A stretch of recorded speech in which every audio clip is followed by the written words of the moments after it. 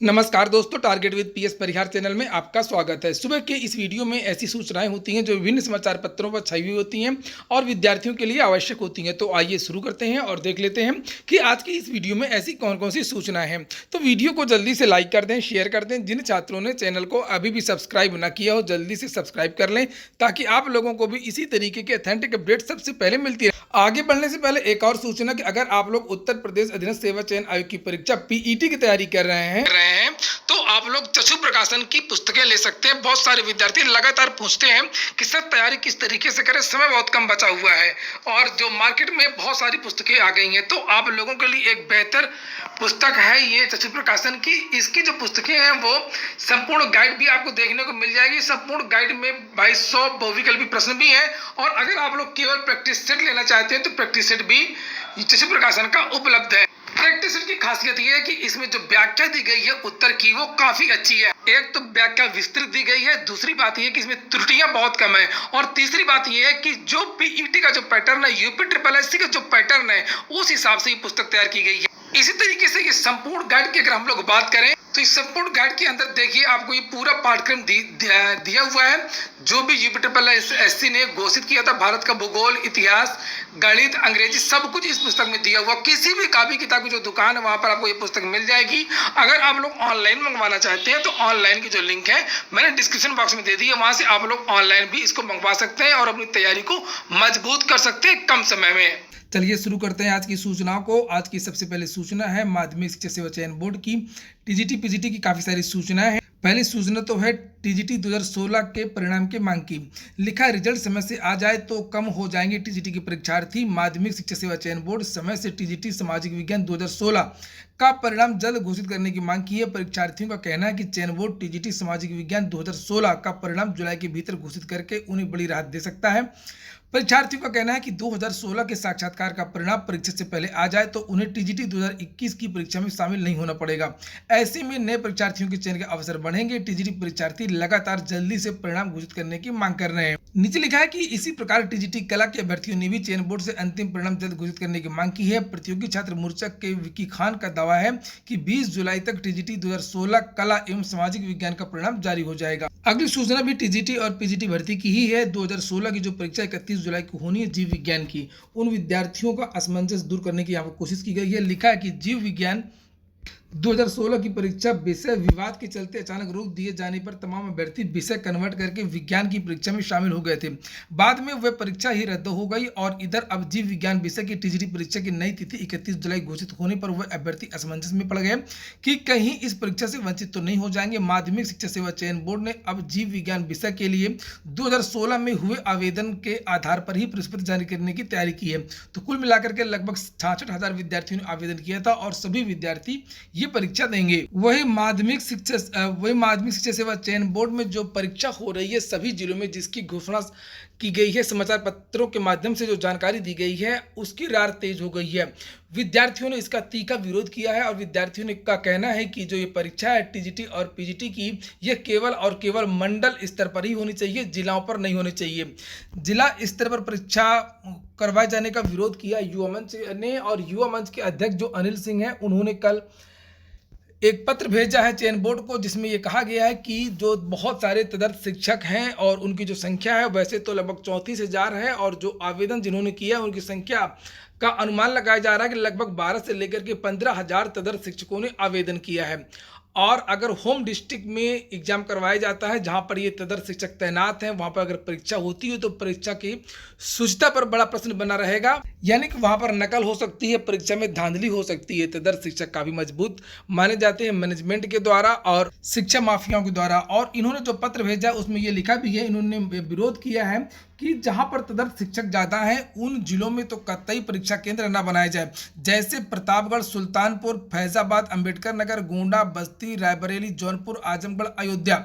इस तरीके के जो जिले हैं जहां पर तदर्थ शिक्षकों की जो संख्या है वो लगभग मैनेजमेंट के विद्यालयों में 70% से ज्यादा है, तो इसका विरोध किया गया है। और चयन बोर्ड के साथ साथ में ये जो पत्र है वो भेजा गया है मुख्यमंत्री को, अपर मुख्य सचिव को और शिक्षा निदेशक को। आप लोग क्या चाहते हैं कमेंट बॉक्स में जरूर बताएं। बात करते हैं अब उत्तर प्रदेश लोक सेवा आयोग की। और यहाँ पर जैसे कि लोक सेवा आयोग रोज कोई ना कोई नोटिस जारी करता है, फिर से नोटिस जारी किया और ज्यादातर ये नोटिस होती हैं सीधी भर्तियों की।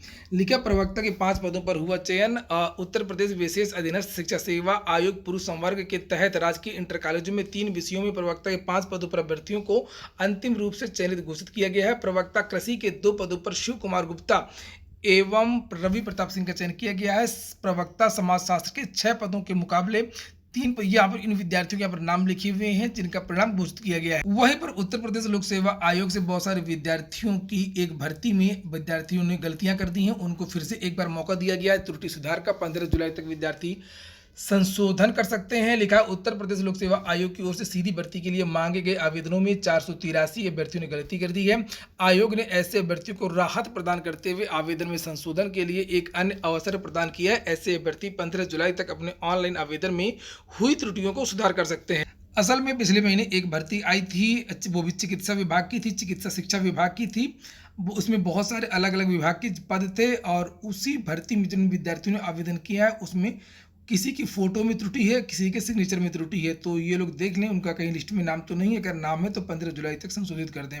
वही यूनानी चिकित्सा अधिकारी भर्ती की जो परीक्षा होने वाली है उसका प्रवेश पत्र जारी कर दिया गया है। ये परीक्षा जो है 25 जुलाई को होनी है। वही टीसीएस ने दावा किया कि इस साल 40,000 युवाओं को नौकरी देगी। लेकिन कंपनी के दावा पिछले साल के मुकाबले इस साल ज्यादा होंगी भर्तियां। देश की सबसे बड़ी IT company Tata consultancy services ने 2021-22 के दौरान 40,000 से ज्यादा फ्रेशर्स को नौकरी देगी। ये भर्तियां कैंपस प्लेसमेंट के जरिए होंगी। कंपनी ने चालू वित्त वर्ष की पहली तिमाही में 20,409 नए कर्मचारियों को जोड़ा है।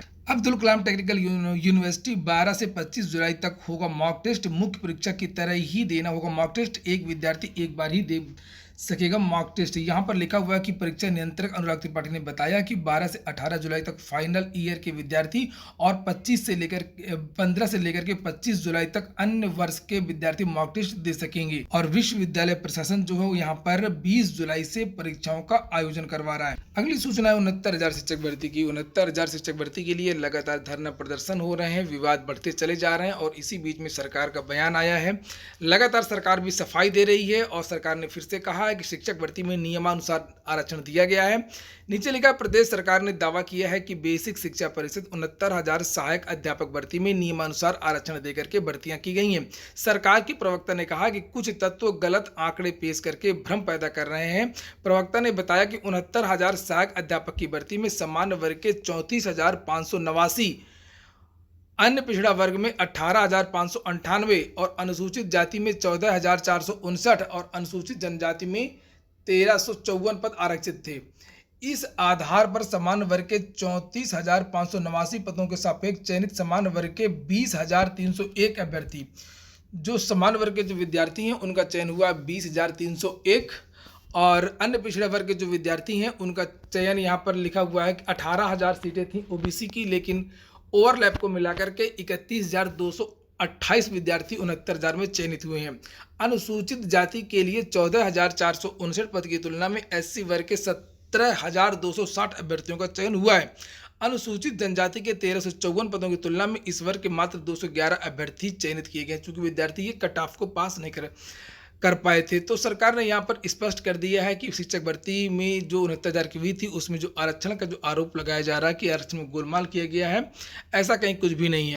30 जुलाई को बीएड प्रवेश परीक्षा है और 16 तारीख से विद्यार्थी अपना एडमिट कार्ड डाउनलोड कर सकते हैं। अगली सूचना, शिक्षा में आरक्षण खत्म करने की मांग खारिज कर दी गई है। सुप्रीम कोर्ट के द्वारा एक याचिका दाखिल की गई थी जिसमें कहा गया था कि आरक्षण को अब समाप्त कर देना चाहिए शिक्षा में। सुप्रीम कोर्ट ने शुक्रवार को एक अधिवक्ता द्वारा दायर याचिका को वापस लेने के तौर पर खारिज कर दिया, जिसमें शिक्षा में जाति आधारित आरक्षण की समाप्ति के लिए समय सीमा तय करने का निर्देश देने की मांग की गई थी कि एक निश्चित समय बताया जाए कि कब तक यह आरक्षण चलेगा शिक्षा में। जस्टिस एल नागेश्वर राव और एस रविंद्र भट्ट की पीठ ने याचिकाकर्ता से कहा कि अदालत याचिका पर विचार करने के लिए इच्छुक नहीं है। इसके बाद याचिकाकर्ता ने इसे वापस ले लिया। डॉक्टर सुभाष विजयरन द्वारा दायर याचिका, जो एक मेडिकल डॉक्टर हैं, उन्होंने तर्क दिया है कि आरक्षण में अधिक मेधावी उम्मीदवार की सीट कम मेधावी उम्मीदवार को दे दी जाती है, जो राष्ट्र की प्रगति को रोकता है।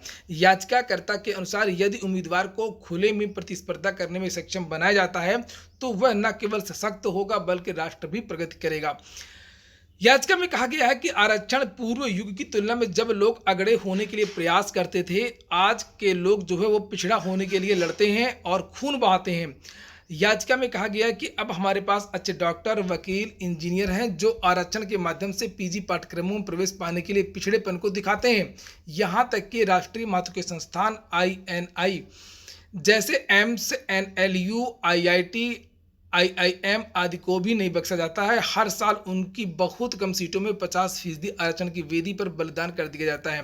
तो बहुत सारे तर्क इन्होंने रखे थे कि अब इसकी कोई ज़रूरत नहीं है और अब इसको हटा देना चाहिए। और यहाँ पर इन्होंने सुप्रीम कोर्ट के फैसले का भी हवाला दिया था। बहुत सारे जो है ऑर्डर भी लगाए थे कि इसमें कहा गया था कि एक निश्चित समय के लिए आरक्षण होगा, लेकिन इसको लगातार बढ़ाया जा रहा है। आखिरकार सरकार कब तक देगी, बहुत सारी चीज़ें इन्होंने लगाई थी। अच्छा, आप लोग बताएं कि आरक्षण में सुधार होना चाहिए या नहीं होना चाहिए, आप लोग कमेंट बॉक्स में जरूर बताएं। जैसे यहाँ पर लिखा हुआ कि सुनवाई के दौरान याचिकाकर्ता ने अशोक कुमार ठाकुर मामले में सुप्रीम कोर्ट के फैसले का भी हवाला दिया, जिसमें कहा गया था कि अधिकांश न्यायाधीशों का विचार था कि शिक्षा में आरक्षण जारी रखने की आवश्यकता की समीक्षा 5 साल के अंत में की जानी चाहिए। हालांकि फैसले के 13 साल बाद भी आज तक ऐसी कोई भी समीक्षा नहीं की गई। अगर इसे सरकार पर छोड़ दिया गया है तो क्या ऐसी कोई समीक्षा कभी नहीं की जाएगी? तो सरकार तो खैर वो राजनीति है, सरकार तो इसमें ज़्यादा कुछ नहीं करेगी। आप लोग कमेंट बॉक्स में ज़रूर बताएं कि आरक्षण में बदलाव होना चाहिए या नहीं होना चाहिए, या ज्यों का त्यों आरक्षण को चलना चाहिए। वहीं आज के समाचार पत्रों में एक और सूचना लगभग सभी समाचार पत्रों में दी गई है। लिखा है 2 से अधिक बच्चे तो सरकारी नौकरी से वंचित होंगे। अभी कल भी इसी के बारे में समाचार पत्रों के माध्यम से जानकारी दी गई थी कि योगी सरकार जो वो नई शिक्षा नीति लाने वाली है 11 जुलाई से, यानी कल से। और यहाँ पर नीचे लिखा है कि राज्य विधि आयोग ने सिफारिश की है कि एक बच्चे की नीति अपनाने वाले माता पिता को कई तरह की सुविधाएं दी जाएं। 2 से अधिक बच्चों के माता पिता को सरकारी नौकरियों से वंचित रखा जाए। और वह यही नहीं, उन्हें स्थायी निकाय चुनाव लड़ने से रोकने समेत कई तरह के प्रतिबंध लगाने का प्रस्ताव है। उत्तर प्रदेश विधि आयोग ने जनसंख्या नियंत्रण कानून के तैयार मसौदे में इस तरह के कई प्रस्ताव रखे हैं। आयोग ने इस मसौदे पर लोगों ने आपत्तियां व सुझाव भी मांगी हैं लोगों से, और जो 19 जुलाई तक आयोग को ईमेल कर सकते हैं या डाक के द्वारा भी भेज सकते हैं।